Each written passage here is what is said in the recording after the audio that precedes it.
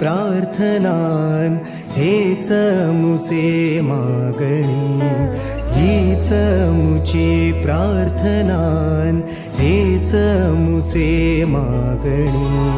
माणसाने माणसाशी माणसासम वागणे,